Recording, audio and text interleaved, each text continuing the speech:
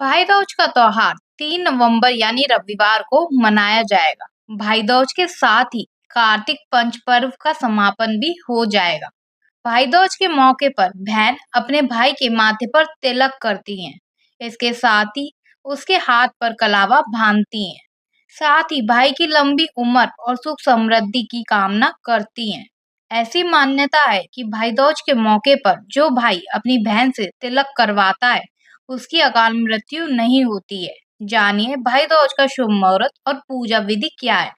नमस्कार, स्वागत है आपका हमारे YouTube चैनल भक्ति ज्ञान डेली पर। अगर आप इस चैनल पर पहली बार आए हैं तो चैनल को सब्सक्राइब कर लीजिए, साथ ही बेल आइकन को भी प्रेस कर लीजिए, जिससे हमारे न्यू वीडियोस के नोटिफिकेशन आपको टाइम पर मिलते रहे। आइए जानते हैं कैसे मनाए भाई दूज।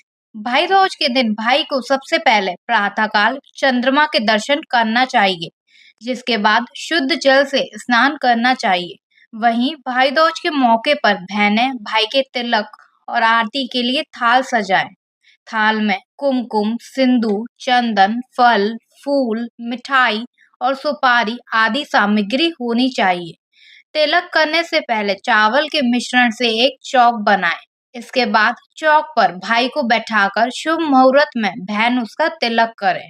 मान्यता है कि भाई दूज के दिन बहन की अनामिका उंगली में अमृत तत्व निकलता है, इसलिए इसका विशेष ध्यान रखें कि बहनें अपने सीधे हाथ की अनामिका उंगली यानी रिंग फिंगर से भाई को तिलक करें।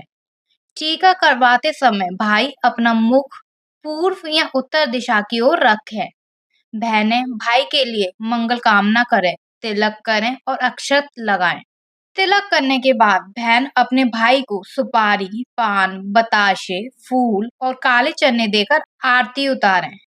तिलक और आरती होने के बाद भाई अपनी बहन को गिफ्ट दें व सदैव उसकी रक्षा का वचन दें। आइए जानते हैं भाई दूज का शुभ मुहूर्त क्या है।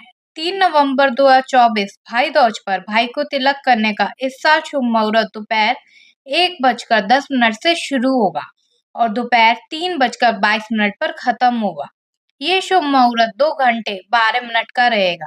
भाई दूज पर राहु काल का समय जान लें। इस समय तिलक ना लगाएं क्योंकि राहु काल के समय कोई भी शुभ काम नहीं होता। 3 नवंबर को शाम 4:30 बजे से 6 बजे के बीच राहु काल रहेगा। इसी बीच बहनें भाई को टीका ना करें।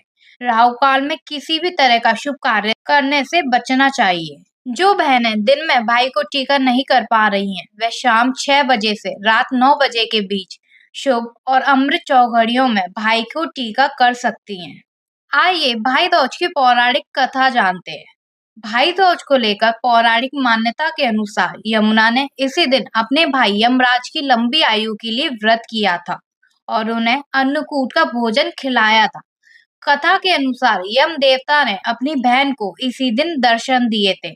यम की बहन यमुना अपने भाई से मिलने के लिए अत्यधिक व्याकुल थी।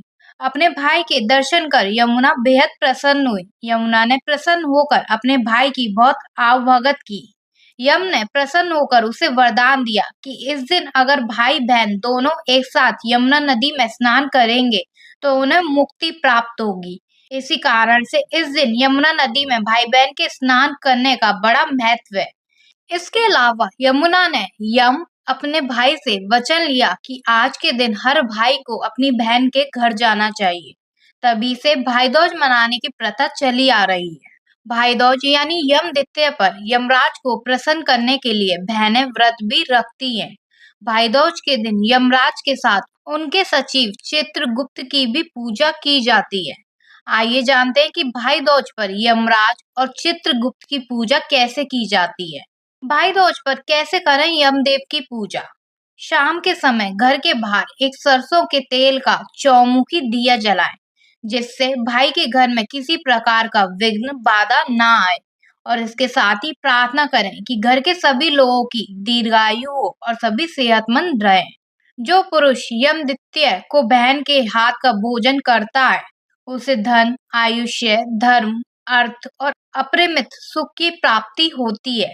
इस दिन देवी यमुना और धर्मराज यम की पूजा करने से जाने अनजाने में किए गए पाप नष्ट हो जाते हैं।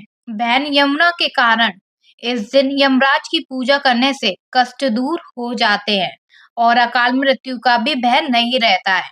परेशान लोगों को इस दिन यमराज से विशेष प्रार्थना करनी चाहिए। इस दिन यमराज के आशीर्वाद से हर तरह की समस्या खत्म हो जाती है। ऐसी मान्यता है कि भाई दूज के दिन बहन और भाई के प्रेम को देखकर धर्मराज यम प्रसन्न होते हैं। आइए अब जानते हैं कि चित्रगुप्त की उपासना कैसे करें। भाई दूज के दिन सुबह के समय पूर्व दिशा में चौक बनाएं। इस पर चित्रगुप्त भगवान की प्रतिमा को स्थापित करें। भगवान के समक्ष घी का दीप जलाएं, पुष्प और मिष्ठान अर्पित करें। इसके बाद एक कलम भी अर्पित करें। फिर सफेद कागज पर हल्दी लगाएं और श्री गणेशाय नमो उस पर लिख दें। फिर ओम चित्रगुप्ताय नमो 11 बार लिखें। भगवान चित्रगुप्त से विद्या, बुद्धि और लेखन का वरदान मांगे। इसके बाद अर्पित की हुई कलम को सुरक्षित रखें और इसका इस्तेमाल पूरे साल करें। उम्मीद करती हूँ आपको ये वीडियो पसंद आई होगी। वीडियो को लाइक करें, शेयर करें। अभी तक चैनल सब्सक्राइब नहीं किया है तो चैनल सब्सक्राइब कर लें। मिलते हैं अगली वीडियो में। आपका दिन शुभ हो।